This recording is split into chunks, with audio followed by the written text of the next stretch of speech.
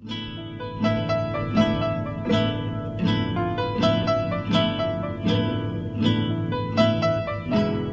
שחלם לו הנשאר לו החלום, מי שלחם לו לא ישכח על מלאכיו, מי שנשאר ער כל הלילה עוד יראה אור יום. שמעת על הקורות שלה באופן אישי או שרק... אני יודע על הקורות שלה באופן אישי, קודם כל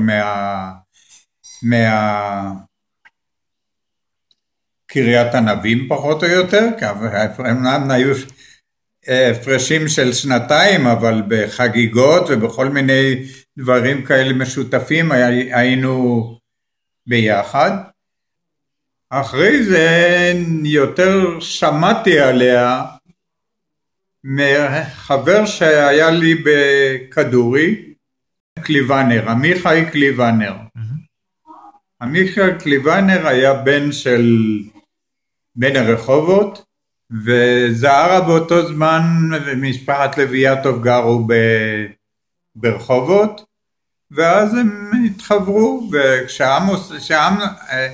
כשעמיחי קליוונר הגיע לכדורי, אז דיברנו לא פעם על זהרה שם שהייתה בחברה שלו. שנית, עד כמה שאני זוכר, הם נפגשו שנית בפלמח כבר ביגור. אוקיי. ובפלמח בקיבוץ יגור הם שותפו בפעולה שהייתה נקראת ליל הגשרים. בליל הגשרים עמיחי קליוונר נהרג יחד עם עוד קבוצה של, אני חושב ש14 בחורים שנהרגו באותה פעולה, וזהרה כבר עד כמה שאני זוכר מהעיתונות או מהספרות נפצעה גם כן. אני לא בטוח אם באותו פיצוץ שהיה מתחת לגשר וכ14 נהרגו איתו, אבל אני יודע שהיא לקחו אותה, אני חושב, לגן ילדים קוראים לה קיבוץ על יד חניתה, מצובה, והשכיבו אותה שם במיטה בתור חולה של ילדים. אני יודע רק מהעיתונות שהיא אחרי זה היה לה חבר בפלמח בעין חרוד או בתל יוסף, אחד משני המקומות האלה. זה היה שמוליק. שמוליק קופמן. שמוליק קופמן.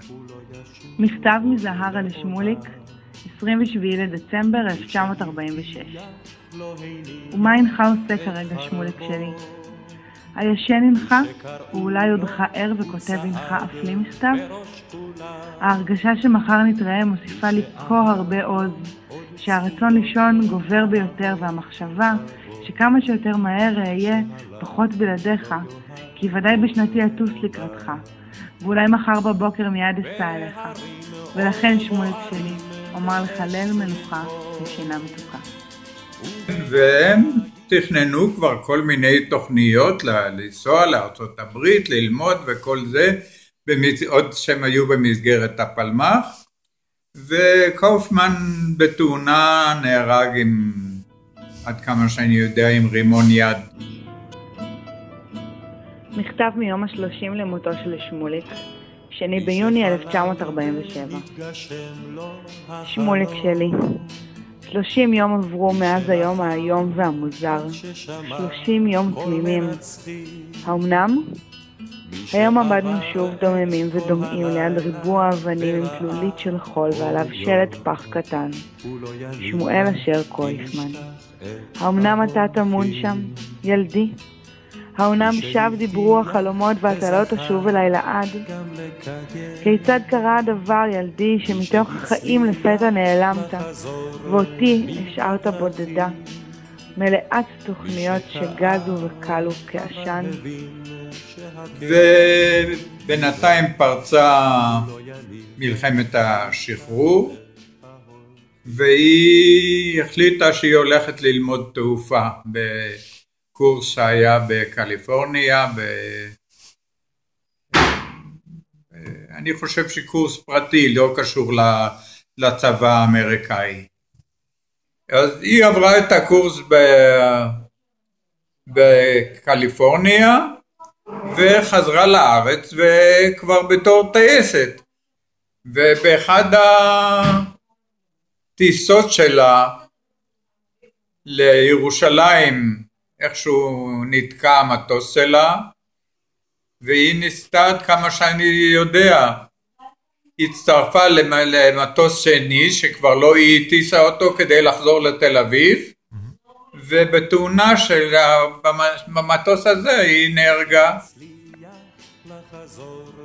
מדברי אביה, יהודה לויאטוב, על ימיה האחרונים של זהרה.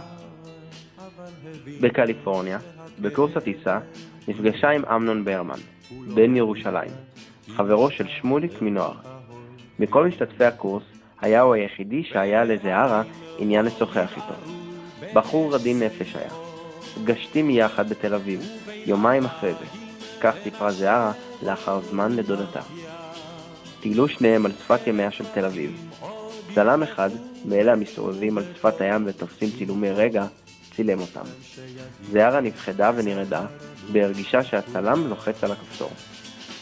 מה לך זהרה כי נפעם? בשבת האחרונה, לפני האסון, טיילתי עם שמוליק על שפת הים, והצטלמנו במסיבות דומות לשבת זו. ו6 ימים אחר כך הוא נפל. שטויות זהרה, האמנם את מאמינה במסיבות גורל? זהרה לא ענתה דבר, והעבירה את השיחה לנושא אחר. למחרת היום יצא אמנון למשימה בנגב, ובדרכו חזרה לשדה התעופה בתל אביב, בהתקרבו לשדה התעופה בלוד, שהיה עוד בידי הליגיון, הופל אווירונו והתרסק. באופן כללי, נשים באותו הזמן היו משולבות בלחימה? בפלמ"ח לא הייתי אומר באופן מלא, בודדות הם היו יותר בתור מלוות שיירות, הם היו